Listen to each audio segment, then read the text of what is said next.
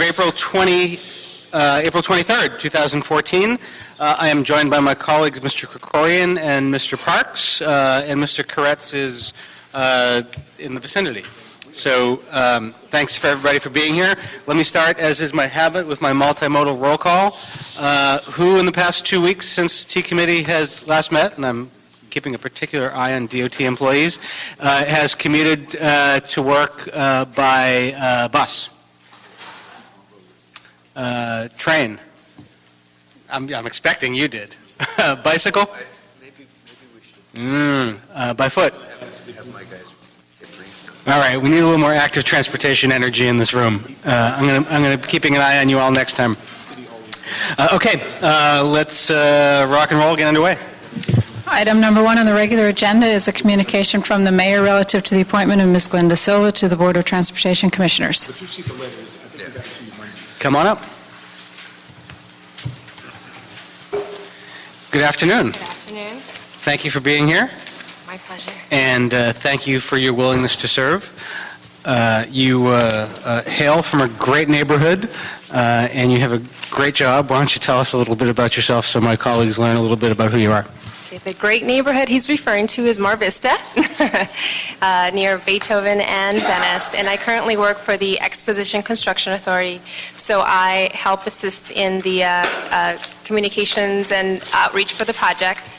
And I know that we have 2 board members in front of me and then a former board member. So I'm very happy to be here and actually having this opportunity to continue working with all of you, to improve transportation services in the city. So what makes you interested in this particular position? Transportation outreach has been in my life for the last, 6 years now. I've worked on several projects conducting outreach for the geotechnical study for the 710, the Exposition Construction Authority, and for the extension of the subway to the west side. So this is an amazing opportunity. I never imagined when I was in college that I would have a job in the transportation world, and it's interesting to see how LA is revitalizing and making sure that we're expanding our rail system, our bus system. So I've traveled to other cities, other countries, and it's amazing that you can live without a car, and hopefully one day we'll be able to do that here in LA. So that's one of my goals. Fantastic. Since you've been specializing in transportation outreach for the past several years, one of the things I'd hope you'd be able to help us on once you serve on the committee is to help us and to help the department think about how to do more and better outreach over implementation of the city's bicycle master plan. Yes. Okay. We actually work with the Bicycle Advisory Committee with Expo, and we've heard a lot of the concerns and comments that come from the Bikeway Committee. And so, in terms of even developments, putting new roads or parking lots or even driveways, we need to make sure that we keep the bicycle community, on hand because we need their input, and we understand it's a safety concern, and it's an amazing way to transport to work, and it's a healthy way to get to work, and so I'm very happy to do that too. Great. Colleagues, any questions? Mr. Koretz. So what do you think the primary problems we face are to complete the West Side subway extension? I'm sorry? What are the problems or challenges that we still face to complete that? I think the primary things that I've heard just from several people on the west side is having to deal with something new coming into their neighborhood and not being able to understand whether or not if it's going to be safe in general to be around, or if it's going to bring crime into their community. And I think it's our job, for example, for me working for an agency and the city, to help kind of explain what are the benefits and how, crime doesn't necessarily follow a transportation mode, and that it's okay to be, to live and actually use a transportation system that will be beneficial to their community. So it's just I think it's a lot more of a fear. And I mean, obviously it's a legitimate concern, and everybody should take that into account. Beverly Hills is also an acceptable answer. And what do you think we can do to break the logjam between LAX and the MTA so that we can connect the Green Line to the airport, whether by more rail or people mover, PRT, whatever that is? How do we make it happen? How do we make it happen? That's an interesting story. I used to live close to Playa Vista, so we always talk about how Lincoln gets, a little backed up. And I actually think it would be nice to have like a tram system where it can connect to the Green Line, and a tram that just travels around the airport in order to take you to the different terminals. Because it's crazy to try to drive in there sometimes. It's and try to get dropped off. Yeah, it definitely would make considerably more sense to have a Green Line that went directly to the airport in some fashion. Yeah. So, all right, thank you. Okay, we will, without objection, move your nomination forward to the council with a recommendation for approval. Thank you. And Mr. Clerk, do we have a date for that? Yes, we do. Ms. Silva will be in council Wednesday, April 30. Great. Okay, thank you. Thank you. Next item, we're going to skip around a bit. We'll do the item number 4 next. Okay, item number 4 is a DOT report relative to a sole source contract in the amount of $750,000 with Siemens Industry Incorporated for the emergency repair and replacement of the ATSAC system.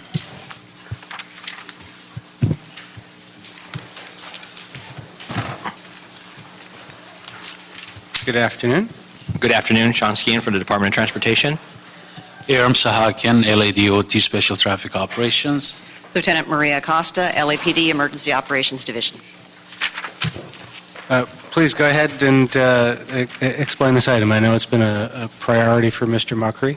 Yes, it is. Okay, the situation we have is, as you know, the ATSAC system has a number of surveillance cameras that we use for both managing traffic, managing special events, and other things around the city. And over the years, the cameras have degraded and stopped working, and the number of cameras that are not working at this current moment is really unacceptable. It's over 30% don't work. 30%. 30%. Yeah. Over 150 of the nearly 500 cameras that we have are out of service completely. We can't use them for anything. Others, we have a picture, but we can't control them. Some have a really bad picture. It's not possible to use them for traffic control purposes or for special events. And so we're gotten to the kind of the critical mass point that if we don't get them repaired soon, we're going to lose even more. The problem we have is we don't have staff to fix them. We don't have trucks that the staff we don't have to drive to go out to them, and we don't have parts to repair them.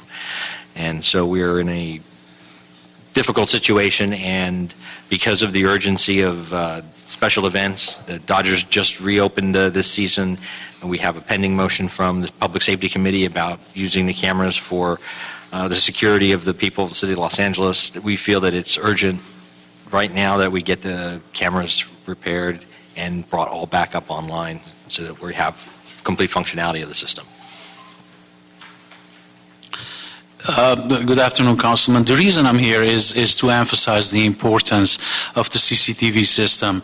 I'm in charge of managing all major events for DOT and the city, and I also invited Lieutenant Acosta also to show the importance of the CCTV system. All major events, major venues from the Dodgers, the Coliseum, Triathlon Academy, we use the camera system to monitor traffic, to assist the situation, and recently LAPD has been using to monitor the security portion of these events. As a matter of fact, we call on UASI cameras from other cities to supplement our cameras, including cameras from FBI, especially when we have the presidential motorcades. We feel handicapped and paralyzed without the system. Last night, a couple of the cameras around Dodger Stadium, one of them at the Legion Park and Stadium Way, was malfunctioning, and we had to send out people to take a look at the intersection, and that was a waste of resources out in the field. So it is extremely important to keep it up, keep it running. Good afternoon. I'm also on here on behalf of my captain, Captain Philip Fontanetta, who's out of town, so otherwise he would actually be here personally. Just to echo on what Mr. Sahakian has mentioned, we have a great partnership with not just the fire department, but LADOT in our event management in the city for our major special events and in many of our incidents. And specifically with the ATSAC cameras, our incident management teams, our command staff, those that are responsible for managing the events, do rely upon the ATSAC cameras to give them that situational awareness in two different locations. We have the command post. Those of you who are familiar with the unified command post, it's down on level P4 in the old EOC. And as well as the ATSAC cameras are also used within the Emergency Operations Center itself. So it's an outstanding situational awareness tool for our management teams to get that insight into what's going on, whether it's crowd situations such as May Day. We use them heavily for the marathon, the triathlon, the traffic flow issues and the like, the presidential details when the president comes into town, and the like. So we do work very closely with our partners, and that ATSAC camera is an outstanding tool as far as situational awareness to know what's going on without having to basically get people out there. We've discussed this item sort of generally before in committee, and I think this is actually sort of a multi-part question. There's the need for a functional and operable ATSAC system. I think that's pretty clear, and I don't think anybody would argue with that. I think most people, once they hear that 30% of the cameras aren't functional, would be appalled. So I think that, at least for me, we'll see what the situation is for my colleagues, that you've sort of met that benchmark of the question before us on the need for this. I think the question really is the methodology of fixing this. And what we have before us today is a proposal for a sole source contract. So I'd like someone to explain why DOT is proposing that we do a sole source contract instead of an RFP, and what circumstances lead us to the point where it meets the criteria for our ability as a council to do that. Okay. Let me address the first part. The reason that we are looking to go to a sole source is strictly to get the turnaround time as short as possible and get the repairs underway as soon as possible. We have been investigating and working on this since November of last year.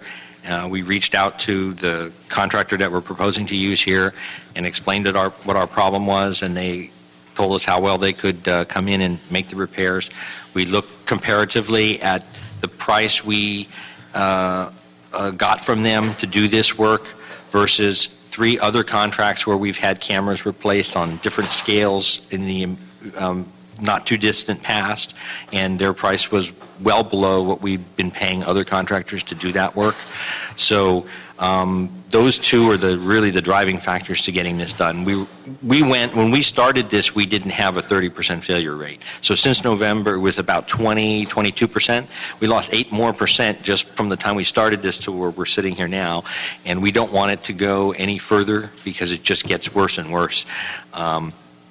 So we felt that short of doing an RFP, we did our homework because we previously had these other contracts. These were bid contracts, comparing the lowest bid price on the different items. One was an ARA contract, one was an ATSAC project, and one was a real improvement project where cameras were installed or replaced, and we compared the line items with what we got from this contractor, and they were very competitive. I mean, like half the price. So we've got a 30% failure rate now. You said that wasn't the case when we started this process. What was it like when we started the process? 22% was when I approached, actually before Mr. Muckery was here, when Mr. De La Vega was our general manager, I approached him and I says, we've got a camera that's failure rate, it was about 22%. How long ago was that? In around November, late October of last year.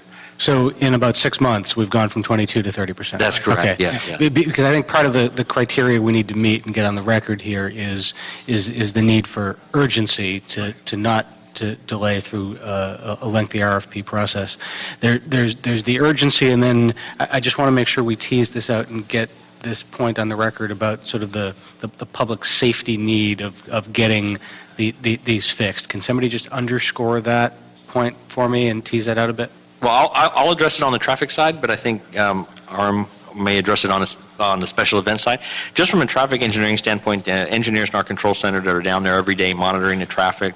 We've got a lot of major construction projects going on in the city, Crenshaw, Wilshire, BRT, other DWP projects. We've got a lot of places where traffic congestion builds up rapidly, and they use the cameras every day to monitor that, and sometimes traffic backs up into intersections, people start making illegal U-turns, and things get bad. And when we see that, we immediately call for our traffic officers to go out there, or we adjust the signal timing, or we get ConAd to go out and cite the contractor that's doing something wrong. So it's kind of the eyes on the city. It's protecting the motorists from getting in situations where they are jammed up, frustrated, may take action that's really not appropriate.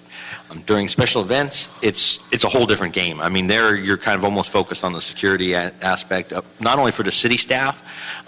Speaking like on the marathon, we have to make sure the roadway is closed and safe for the runners. We have to make sure our staff is safe.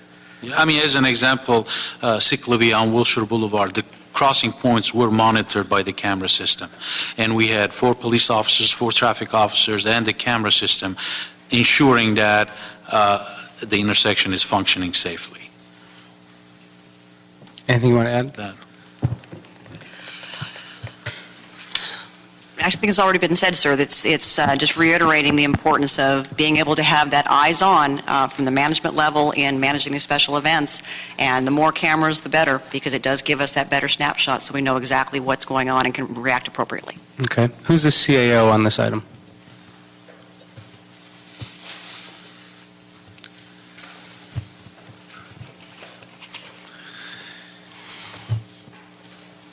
Just want to get on the record, your office has reviewed this and is okay with the sole source approach?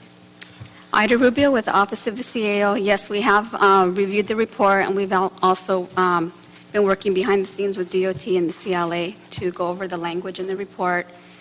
For our office, it was really just a matter of timing. It came to our office, I believe, in January for a contract review, and at that point, that was at the time that we were reviewing budget packages and putting the budget together for the mayor's office. So it was more of a timing issue on our part and DOT's need for us to get the contract out as soon as possible. So we are in concurrence with the recommendations. Mr. City Attorney? Yes, I reviewed and met with department staff. There were 2 ways we could have done it. We either could have done it as a piggyback contract with another city, if we could find one, or do it as an urgency ordinance because it met the criteria for public safety. And the fact that, as they had mentioned, these cameras were deteriorating at a very rapid rate, and when we have more accidents out there, it's potential liability for the city as well. So, thank you. Colleagues? Let me just add a couple of questions. A while back, there was a motion that went forward to talk about a blending of the use of the DOT cameras and providing more security. Has that occurred, or will this camera allocation make that move more quickly, or just where is the status of that? Okay, I'll try to address that. That motion was from just about a year ago today.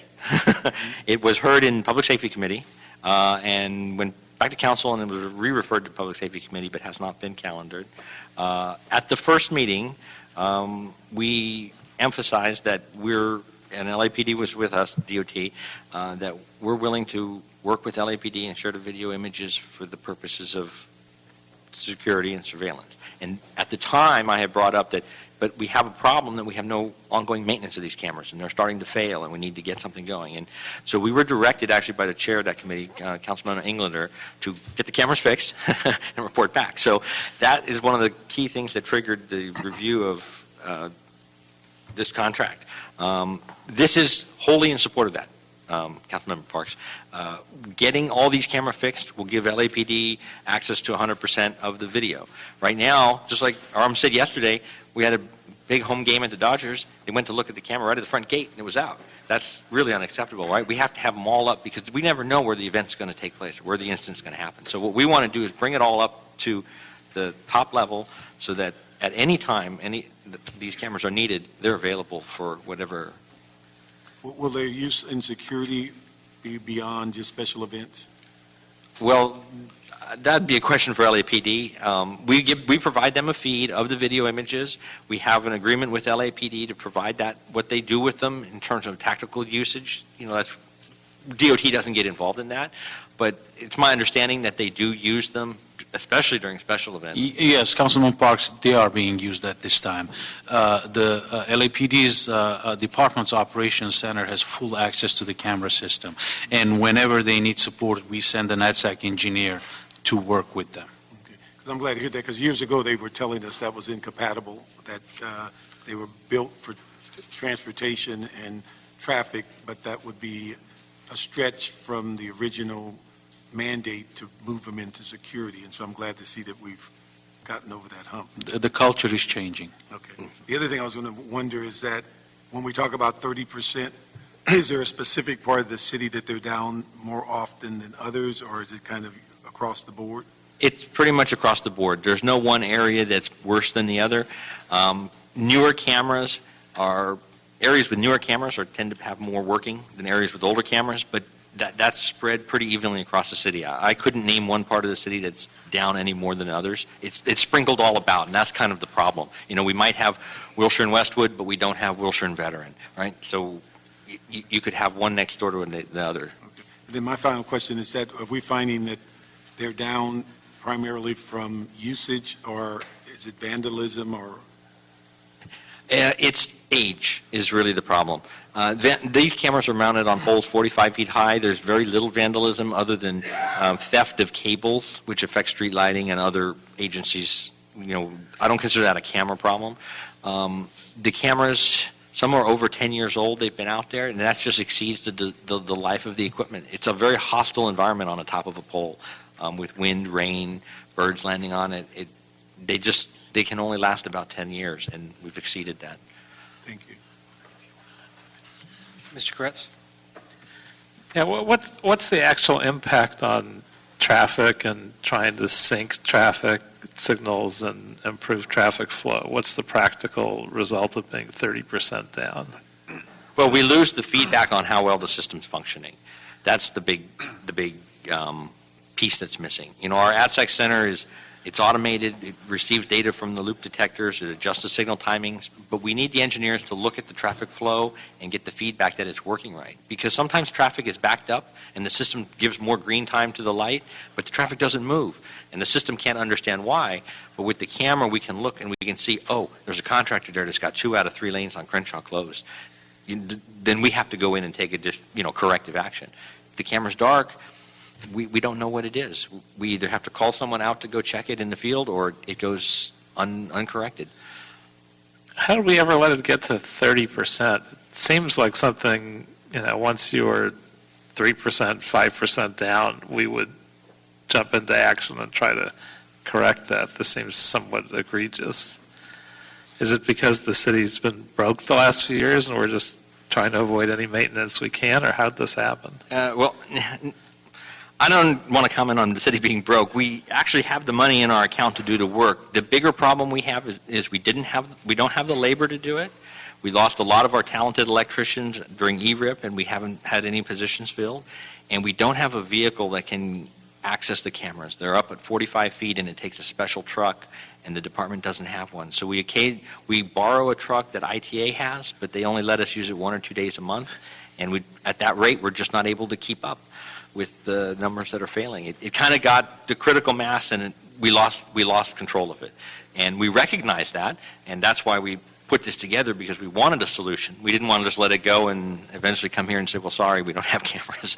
But it's kind of been a slow slide, but the slope is getting steeper, and we really want to arrest the fall as soon as possible. Yeah, and I'm not a big one for looking for opportunities to contract out, but I think this one seems obvious enough that I would have liked to have seen us jump on this even more quickly. But certainly, now that we're at this point, we should move fast, and I certainly understand the reasons for the sole source contract. So I would just encourage us to get cracking, and let's maintain this. So beyond the sole source contract, though, for the emergency situation that we're in, what do we do on an ongoing basis? Is that addressed in this as well, or no? This is a stopgap measure to bring everything up to a functioning level. It's a one-time, limited-term contract to do that. What we have indicated in the report to you is that we will come back with a comprehensive maintenance plan, which may explore a number of options, like a contracting for continuous on-call maintenance, or perhaps getting additional bodies or vehicles or leasing vehicles. We don't have the plan drawn out yet. What we wanted to do is get this to you and let them start fixing things, and then we're going to come back with a comprehensive plan on what we need to maintain the ADSAC system at its topmost level. Now, at the speed that these are going out, I don't know if there's a way to encourage you to start that process as we're doing the emergency work concurrently rather than waiting till it's completed. Absolutely. We are going to start right away. You could wind up with another large batch of we don't 5 or 10 or 15% that are out that way. I agree. Absolutely. Great. Thank you. And also, if I may, Councilman Koretz, the goal is to keep adding cameras to our system. We are way behind most major cities, especially major cities in Europe, as far as CCTV system. And Lieutenant just reminded me to also bring up the fact that during the Cessna fires, the cameras played a key role in evacuating some of the neighborhoods in the valley. Okay. Any other questions, colleagues? All right. Without objection, we'll move this forward to council. Thank you very much. Thank you. As approval? Yes, as approval. Thank you. Item number 2. Item number 2 is a DOT report relative to the department's handling of reported abandoned vehicles in the city and abandoned vehicle data.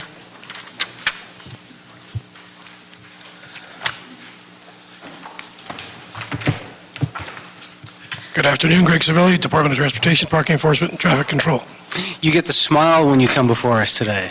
Yes. You got some good news to share today, I right? believe so, sir, yes. As you guys called to our attention, the delay in response to our abandoned vehicle problem in the city, we focused the more... woeful, unacceptable delay, Yes, there was 6 days plus. And as you can see from the first report we have, although it's dated because it was sent to you in early February, we show already that we've improved that response time to 3.5 days in that report. And I'm pleased to say, as of yesterday when we ran the March report, we're down to 2.6 days in response to handling these calls for service. We still get over 5,000 calls a month, as you can see on the report. And now we do provide you guys a breakdown of the council districts that they're in and where the complaints are coming from. We still have one anomaly that we're working on with our vendor, and that is the geocoding of where the cars are actually located. And some of that comes from the fact that the address, or you might have First Avenue versus First Street. And so we're trying to work with the vendor to work on narrowing it down. We've reduced it to just under 30%, but we want to get that down as close as we can. I just want to underscore what I think really is the headline here. When I put this motion in a few months ago and you first did your analysis, what we were finding was the average time to respond to a call for an abandoned vehicle, which many of us have, it's a problem throughout the city, was over 6 days. And it's now 2.5 days. Not where we want to get yet, but man, in a very short period of time, that's a very dramatic improvement. And I think that is to your credit. So first of all, I want to thank you for that. 2, since I'm very interested in what you did to get here. I mean, we're all talking now about metrics and about accountability, and I'm curious what you did to get us to such dramatically better numbers in such a short period of time. Well, that old saying of you get what you inspect rather than what you expect, and we had an expectation that this was being done on a regular basis, and it hadn't been called to my attention during my short tenure. Once it was, we looked at what was being done in each area office. We have 5 different area offices, and I tasked each captain with creating a program in which they would focus a certain number of personnel to this issue, and they have done so, and they are now turning these around much quicker. And the instruction last time was to come back to this committee quarterly, so you'll be back in another few months as well, hopefully with a further reduction. What sort of strategies will you be looking at in the next couple of months? We're actually looking to put this on the mayor's auto open data initiative so that once we get the numbers and the data geocodes refined, that we would be able to post this data on the website, and you folks would be able to, or anybody in the community could pull it up and see the status of our response time. And we're trying to find a way to automate our 1-800 abandoned line so where people can look up their own reports and see what the status is. Again, 90% of these reports are gone on arrival, is what we call, where it's been reported, we get there within 2 or 3 days and it's moved, and we only tow a small percentage of the cars. I noted that in your report, when you listed the average response times by region, there was a dramatic difference. It was, as of the report, which is a bit dated now, it was 1.86 days for Central, but for Southern, it was 4.68. For Western, my region, it was 3.8. Why is there such a difference from region to region?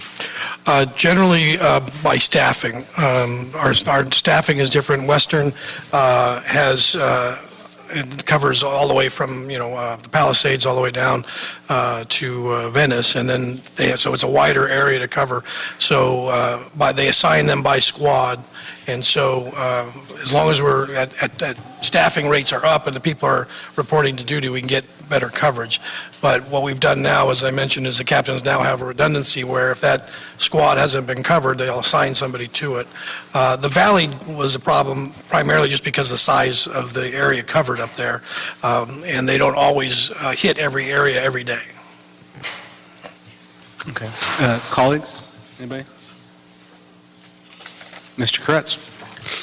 Anything the department's doing to reduce reporting errors and duplicate records and all of those kinds of problems? Yes, sir. That's what we're trying to do with our partner. The Xerox is the company that helps streamline this process, and we have weekly meetings with them on a variety of issues. But this is on their to-do list, and they are working with us. And like I say, they're giving us reports monthly, and we're looking at trying to narrow the duplicates and to geocode properly. Very good. Okay. Thank you. So we'll receive and file this report and look forward to seeing you in another 3 months. Okay. Thank you, sir. Thanks. Item number 3. Item number 3 is a motion, Weezer Wesson, instructing DOT in consultation with the Council Office of CD14 and LA Streetcar Inc., and with the assistance of the CAO and CLA to prepare a 2014 Tiger Recovery Grant application up to $3 million for the downtown LA Streetcar project. Thank you. Let me just sort of frame this one a little bit before you get into it, Jim. This item was before committee a couple weeks ago, April 9th, and I think it was just Mr. Krikorian and I who were here at the end of the meeting. We had a couple concerns about this. We were concerned about the city being open to having some additional financial obligations, and CLA and DOT and CD14 was going to work together to see if there was some way to make sure there was greater assurance that general fund or other city resources wouldn't be put on the hook. My understanding is that folks have been working together very closely over the past couple weeks, and I think, I won't sing, but I think we're kind of at a kumbaya moment. Is that accurate? I don't know if you want to hold hands or not, but Jim Lefton with the Department of Transportation. Yes, we've been working closely with CLA in your office and CD14. My understanding that the TFAR funds that we discussed at the last meeting, that the CLA reported back that these are funds that will be going soon to council for approval, and that there is approximately $1.1 million approved for CD14 for the streetcar project. And in discussions with CD14, it's my understanding that they're amenable to having those funds, once approved by council, placed into the city's Measure R streetcar account. That's the account that we created a while back for the city's use in paying for streetcar expenses, and that the primary function of this funding would be to backfill the approximate $1 million that we're taking from the project for the Tiger Grant, and then this would provide the the contingency funds that the committee was concerned about at the last meeting. So we're comfortable with that approach, and we would recommend moving forward with that. Okay. Jessica and Eric Metz, you want to come up and... Jessica Wethington McLean for Council District 14. Council office is comfortable with this plan. It puts the funding that we had always anticipated would be coming into an account that's already set aside for streetcar anyway. It does not place any kind of burden on the general fund or any city funds. So these are additional non-city funds that are coming to the streetcar. And should we be fortunate enough to receive our requested grant, then we will certainly have the match to provide that to the FTA. Eric? Council members, Eric Metz with LA Streetcar Inc. Just to reiterate what Jessica said and Jim said, we are in agreement with the plan that has been devised. Colleagues? I just have one concern. I think rightfully we should be looking at the impact, but the larger issue, and I think it was debated in council a while back, is our commitment of Measure R money for operations for the next 30 years. That's a $10 million hit, and what also should be our concern is that the money is only going to collect for 21 years. We're committed for 30 years of finding money. So that is a major impact on potential general fund money now and down the road. So hopefully when I thought you a while back said you're going to have a review of Measure R money, because we're already in the same position with Measure R money as we are with Prop A and B and C. Or C. Yeah, and so when we set up the criteria for Measure R usage, we were trying never to get where we were with Measure C. But that's really the bigger issue, is not this one, but the $10 million that's already been committed per year. Mr. Kretz? No other questions. Okay. Just want to acknowledge what Mr. Park said about the Measure R. I do intend, as we heard in previous discussions, to have some items and some discussions in this committee, perhaps probably in Budget Committee as well, over the structural deficit that we have with Measure R. At the moment, I think that we're in a good place with this particular grant application, and that this is something that could potentially be beneficial.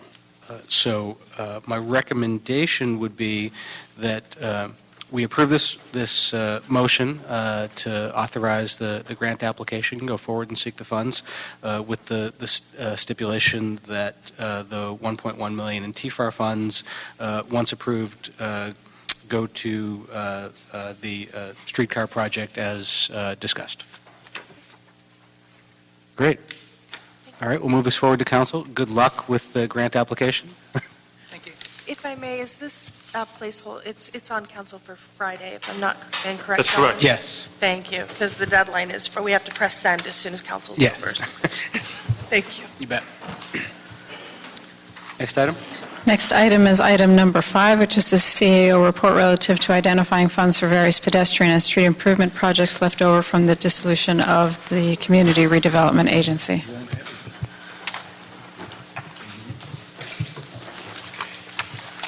Good afternoon. Alma Gibson with the CAO's office. As requested by the CLA and the Mayor's office, our office has worked with the Department of Public Works, BOE, and Bureau of Street Services, and the Transportation Department to identify match funding requirements and come up with a potential funding strategy so that the city will be able to secure approximately $24.2 million in Metro and Caltrans grants for pedestrian, streetscape, and bike facility improvement projects that were previously awarded to the former CRA. And to be able to secure these grants, the city is required to formally accept these projects before year end and identify match funding requirements for 13 projects listed in a revised attachment A of the original report. And I believe you have received this revised attachment. The main difference to the revised attachment is that the total project match funding requirement, which is now going to be approximately $9.7 million versus the original 11.8 previously reported. This is primarily has to do with the fact that we're proposing a recommendation to postpone the acceptance of the Alameda Street Downtown LA Goods Movement Project until further analysis is conducted to ensure the project's success, since accepting the current terms is not in the city's best interest.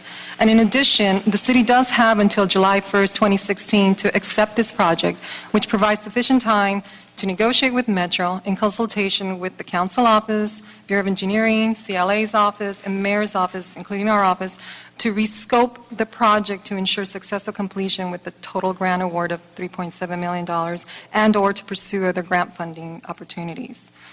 Also, in consultation with the Department of Transportation, who administers the Measure R fund, a total of $7.3 million has been identified within the Measure R fund from prior year's project account savings. These uncommitted balances were deemed available for reprogramming into a project match fund account within the Measure R fund, and it would be appropriated for these projects. The balance of the required match funds, which was approximately 2.4, will be identified in future years based on the project's cash flow requirements. However, I do want to point out that we are anticipating that the total project match funding requirement may eventually be reduced for a total of 10 projects in the attached list if they successfully receive funding under the new Caltrans Call for Projects grant program, ATP, the Active Transportation Program, which DOT will be applying for on behalf of these projects. And the 6 projects will be included in this year's call for projects, and 4 are slated to be included in future call. DOT will be providing more info on this grant program shortly following this item. In the interim, in order to maintain this grant funding opportunities for these projects, Metro again has requested that Council accept the projects before year end. Also, once the project grant agreements are finalized and the final scope is determined, a request for project budget appropriations will be presented to Council via the construction projects report process. Finally, our office recommends that revised recommendations and a revised attachment A, which I believe, again, you've received, be approved. I could go through the revised recommendations if you like, and/or if you have any specific questions on the projects, I have the department representatives to provide specific questions, or provide answers to specific questions, sorry. Let me step back for a second, because I think we got sort of deep into the weeds of the solution before I think we sort of explain the problem, and I just want to lay a little context down. Part of the problem is that we had some really good pedestrian and street improvement projects that were in the queue, and the CRA disappeared. It was dissolved. And whether you love or hate the CRA, one of the things they were pretty good at was some of the complete street projects and looking at a full corridor and making things a little bit better for the active transportation community. So at a time when we were trying to be more pedestrian friendly in Los Angeles, at a time when we're trying to focus on complete streets and having a more holistic approach to transportation and just simply living and experiencing a neighborhood, we lost one of the ways that we do that. And so what we're looking at here is a way to salvage those projects. Correct. Is that a fair? That's exactly right. Okay.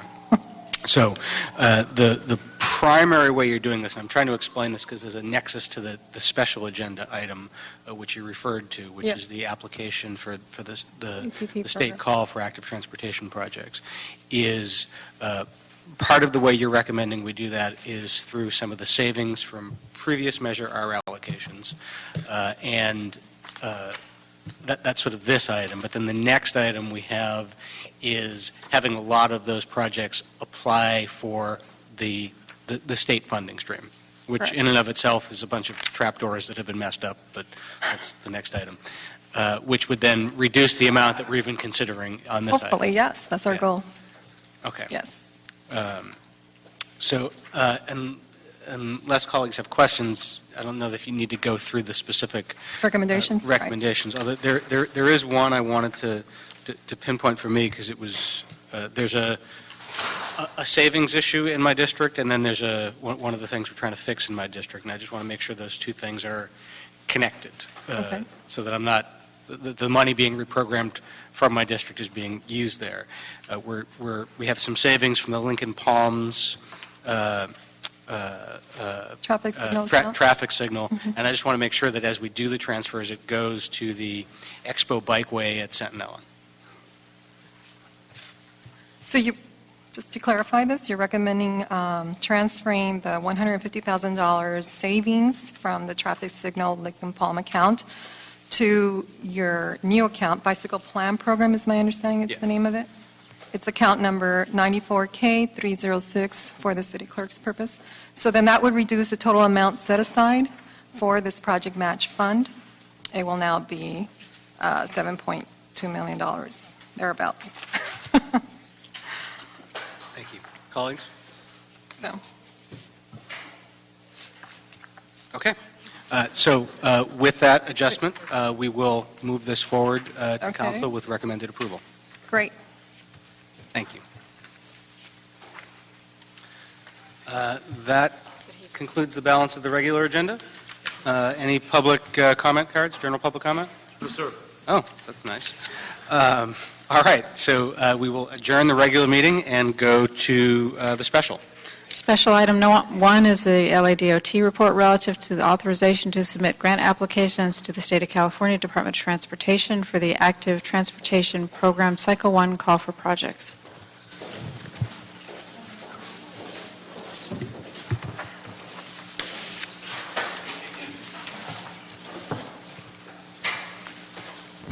Good afternoon. Good afternoon, council members. My name is Carlos Rios, and I am a transportation engineer with LADOT. Before you go forward, I'm going to ask if one of you could just sort of, on the last issue, I sort of tried to frame it so that people understood CRA dissolved, so we had to step in. This one's been sort of messy. There were a number of projects approved, and the state's redone stuff. If you could just sort of frame that for us so we understand what problem we're trying to solve here. The CRA issue, how it No, falls into this? this one here. Okay, well, this is a brand new grant funding opportunity that was identified by Caltrans. It's an active transportation program. The state in March released this announcement where they're making $360 million available statewide for active transportation program, with applications due at the end of May 21st to be exact. Of this $360 million, I just want to preface that $72 million at a minimum has been set aside for specifically safe routes to school projects. The report that you have before you kind of gives you a breakdown of the processes that we took, but I want to put your attention to the attachment on the report which lists all the projects. This particular attachment is kind of broken up into 3 segments, if you will. The first portion of the table is in reference to what you had indicated earlier, Councilmember, when Metro, these first 17 projects, a lot of you probably recognize these projects because these were projects that were previously funded through prior Metro call for projects. However, due to the passage of MAP 21, the transportation bill, Metro lost some programming control of some of the monies that they had earmarked for this program. So they found themselves in a situation where they had a $90 million budget gap to fill. So as one of their strategies to try and resolve this budget gap was to instruct agencies that had prior funded projects to resubmit their projects under this active transportation program. So the first 17 projects that you see on the list, again, are projects that were previously funded, and we are now being asked by Metro to reapply for these projects. And of those 17 projects, 6 of those projects are former CRA projects that were identified in the CAO report previous to this report. And how do we feel our chances are with some of these projects in this new cycle?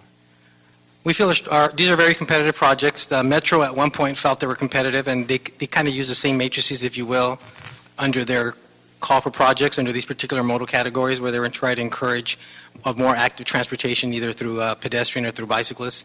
So the idea that Metro at one point thought they were competitive and recommended funding for them, we feel these projects are also strong candidates for the state program. The state criteria is different than the Metro call was, right? It's slightly different, yeah. The state has identified 6 key items that they're looking at. One is how are these projects going to encourage an increase in walking and biking? How is it going to reduce safety, which is one major element that is not prevalent in the MTA call for projects. They don't really factor safety when they assess projects. This particular program is also looking at the public outreach component. They want to make sure that the agencies have done their proper outreach prior to vetting the projects fully prior to just submitting applications. They're looking at how these projects will improve public health and how they benefit disadvantaged communities. So some of the main differences between the call and the ATP is, again, the safety effect of it and how they're going to increase public health and how they're going to benefit disadvantaged communities. Those are kind of key factors that aren't really prevalent in the MTA call. You guys didn't have a lot of time to prepare for this, did you? Unfortunately, no. The announcement for this call was on March 21st when they adopted the guidelines. Actually, they adopted the guidelines on March 20th. Literally the next day they announced this call, and we're given 2 months to basically prepare applications and submit applications to the state on May 21st. So there's not much time at all. I mean, it's a bad way to run government, but it also, I think, underscores that we'd be better off if we had an advanced planning unit in DOT that could be thinking more proactively about stuff like this instead of reactively. I concur 100%. DOT and a citywide strategic plan. Yeah, exactly. Before we get into questions, let me ask our public comment folks to come up to the table. Holly Harper, Jessica Meany, and Naomi Iwasaki. You go first. Good afternoon, committee members. Jessica Meany from the Safe Routes to School National Partnership. Here particularly interested in the Safe Routes to School projects that are going forward. In California, since 1999, we've been funding Safe Routes to School projects, and in 2005, we added in federal dollars. A key element of Safe Routes to School projects has always been public participation. One of the important things that motivated the city in 2011 to create a citywide Safe Routes to School strategic plan was to slow down and create more competitive projects. LA City had typically struggled to bring home the money and to be competitive due to a variety of reasons, one being public participation. While I applaud the staff for doing great work under this timeline, we have known this call has been coming for a while.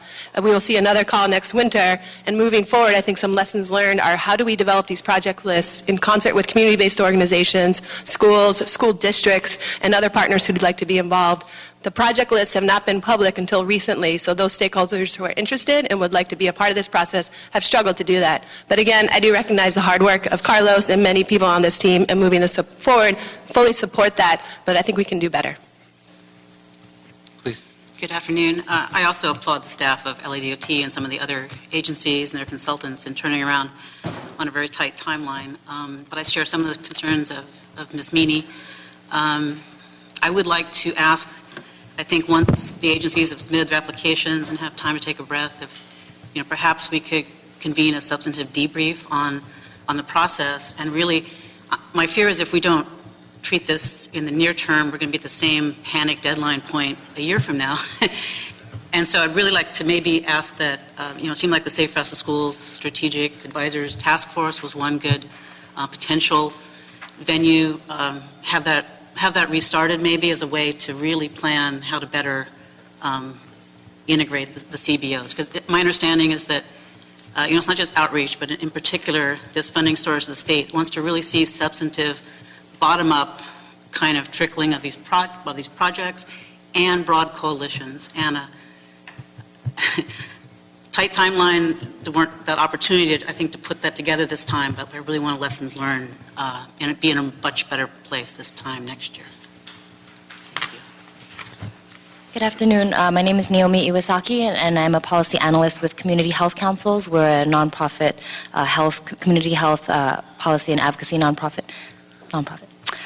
We've been in contact with many other community-based organizations that have wanted to apply for active transportation program funding for a number of pedestrian improvement and bicycle improvement projects around the city. We also support the city in being able to turn out this many projects in the short deadline that they were given, but we were also hoping that a lot of other CBOs would be able to partner with the city and possibly get their funding requests on the table, just to cast a wider net of funding opportunities for the city of Los Angeles. We think there are a lot of great projects out there. So we are requesting for the next round that the city try to develop a more open and responsive process in considering partnerships with CBOs, particularly around non-infrastructure projects that would cost the city less than infrastructure projects, and also build on the strengths that CBOs have for education and outreach around encouraging folks in Los Angeles to consider active transportation as their mode of travel.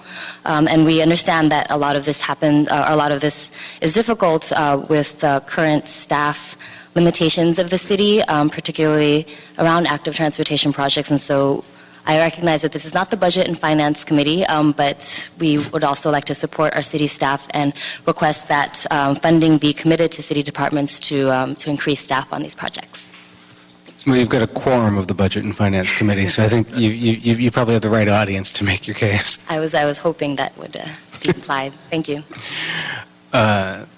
Thank you. Separate from the action before us today, I do want to acknowledge the comments and the requests from the active transportation community about sitting down and reviewing what the process has been like and what we can do, whether it has budgetary implications or not. Am I done?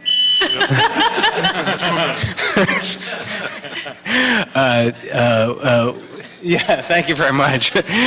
What we can do to better integrate the ideas and the suggestions of the CBOs into the process. Mr. Backstrom from my office, would it kill you if I asked you to convene such a discussion with a lot of the stakeholders? I do think the city is getting ready to launch the Safe Routes to School Advisory Task Force, where this is a great place for these things. Yeah, exactly. Great, thanks. Anybody? Mr. Park. Let me just so I can understand the chart. Should we assume that in looking at the front page that 1 through 17, that's priorities, or they just... No, sir, these are not based in priorities. The way this table was written up is we broke the recommendations into 3 parts, if you will. I see that. I see the new ones and the ones from 1 to 17 have previously funded. Yeah, no, these are not, again, in priority sector. We have not... The table itself shows one of the columns. It does show that the scores that were given. If you look at the first 17 projects, towards the end of the columns, the second to last column is the score that Metro gave these projects when they were recommended for funding. And then we kind of applied the same logic to the new projects, if you will, and scored them as well. And we'll probably be using those scores as a guide to the prioritization method.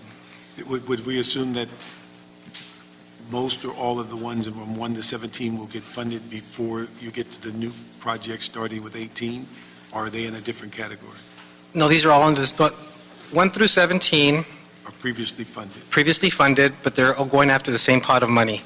Projects 18 through 23 are strictly the Safe Routes to School projects, and there's been a separate set aside of that 360, so they'll be competing for that $72 million pot. And then the project... Million? Okay, that clarifies that. Let me ask you another thing, is that just to ask you in the 8th district on number 12, exactly what is that proposal going to complete? Where it talks about the Expo Line Station? Because I know we had another project that they were going to buy a lot there and turn it into a parking lot. I'm assuming this isn't it. I don't believe that is it, no, sir. I do have a representative from Bureau of Street Services who's the lead, if you want to specifically... I'd just like to get an idea of what does that entail. Okay. Kevin Min with Bureau of Street Services. This is not the project you're referring to. This is a streetscape project to create a pedestrian linkage between Western Avenue and MLK. Oh, it's further south, MLK and Western. Yeah. Okay. On Western Avenue between Exposition and MLK. I'm sorry. Okay. Expo. Now, do you know what the status is of that parking lot that we've been Metro funded several years ago, and we're going to eminent domain the property to turn it into a parking lot for business and for the ridership? I'm aware of that project, although I'm not aware of the status. Okay. Could you do us a favor? Could you find that, get with Noel in my office and let us know where that is? Because we'd hate to look up one day and find out that $700,000 or $800,000 that they gave us disappeared or something. Yeah, we'll follow up and get back to you on that.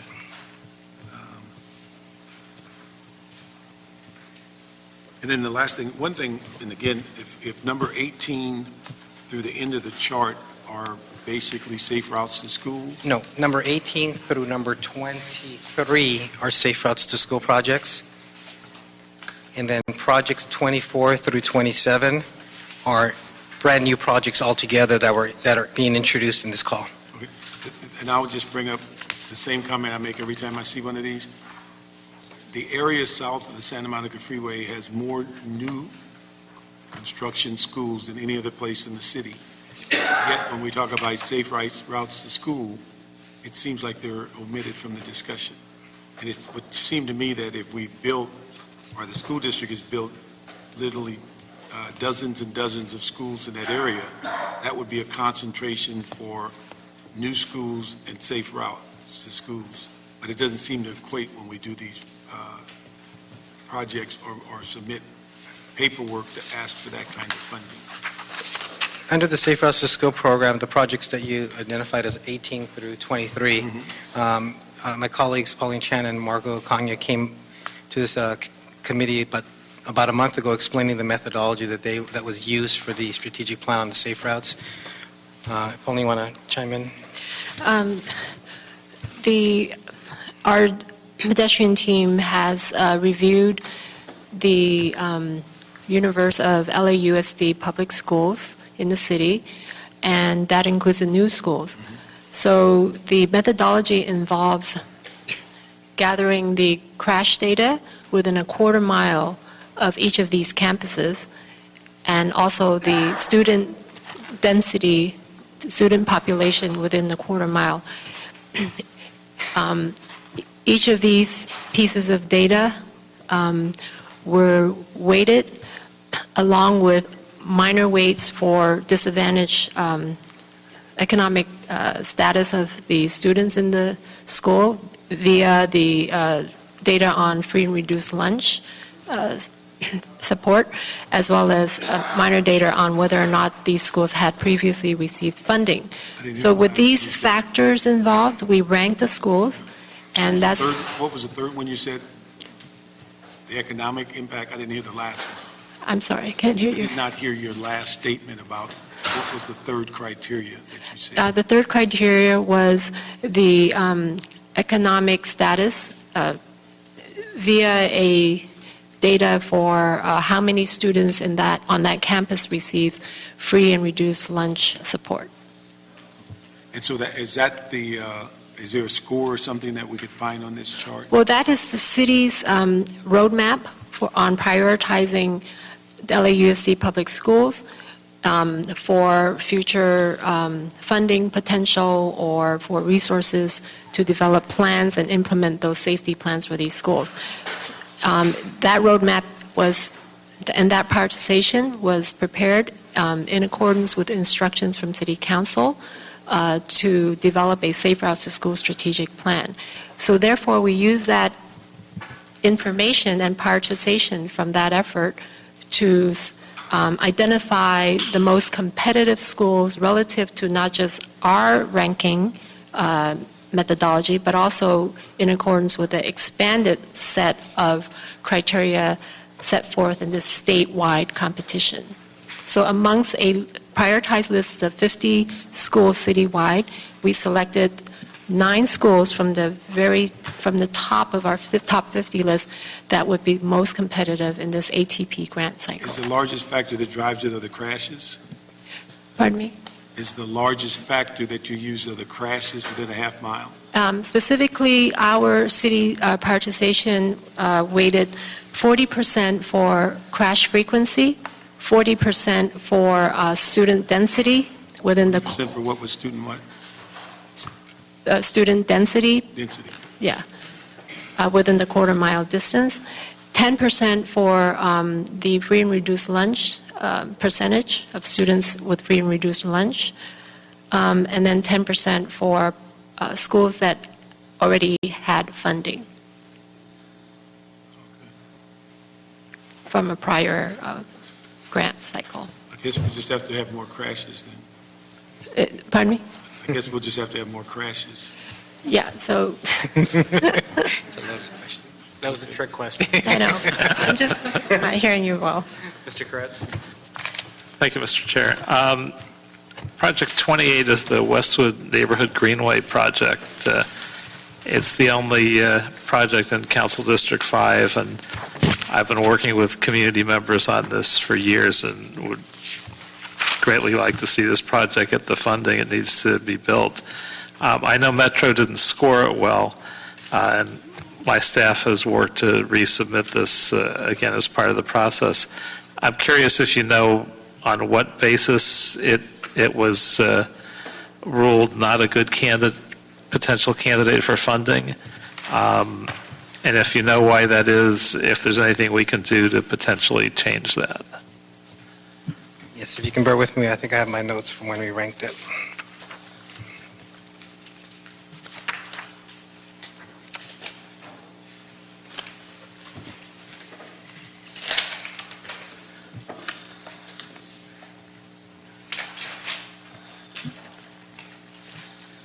Westwood Greenway, okay. This project, the way it was presented, it looks like there's an existing bike path on the south side of the street there that can function both as a bike path and a pedestrian path. And I believe the application that was called out was trying to create a pedestrian path on the north side of the street. And it looked like, again, the way the application or the nomination form was written, there appears to be possible some right-of-way issues that we needed to address in obtaining this parcel in order to create that walkway. And some of the guidelines associated with this particular funding cycle is that these projects have a real tight deadline to move into construction, and it was felt that because of the right-of-way issues and because there was a bike path facility just adjacent to where the proposed project was, we didn't think that it would be a strong candidate under this program. So how do we work with you to get past these issues? We can have a sidebar and meet with your staff and go out to the field and assess and see how we can either relook at that particular location or something in the near area. I mean, I wish, like it was, I'd like to echo what the proponent said earlier as far as having the resources to do more advanced outreach, advanced planning prior to chasing applications when they come. I'd like to echo that because we really need to do a better job of project development early on. And, we can definitely work with your office and see the pitfalls with this particular project and make recommendations on how we can improve it for a future application. Because we've been working on this for years. I know the community in the area is going to be very disappointed. And a lot of environmental benefits and other side benefits to this. So whatever we can do to get this reconsidered would be a good thing. We can work with your office on that. Thank you. Nothing further? All right, if so, without objection, we'll move this forward to council with a recommendation for approval.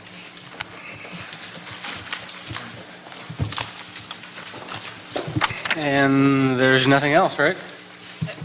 All right, we are adjourned. Thank you very much, everybody.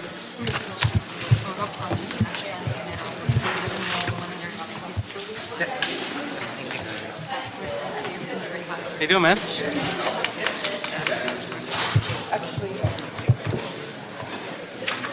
he subtracted $150,000. If I came in just for this meeting, yeah, how's not a And then he problem. wants to move this money to this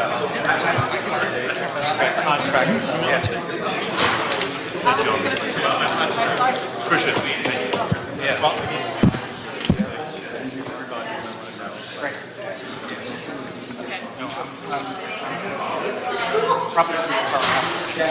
I didn't think it was. Yeah. I would have skipped it.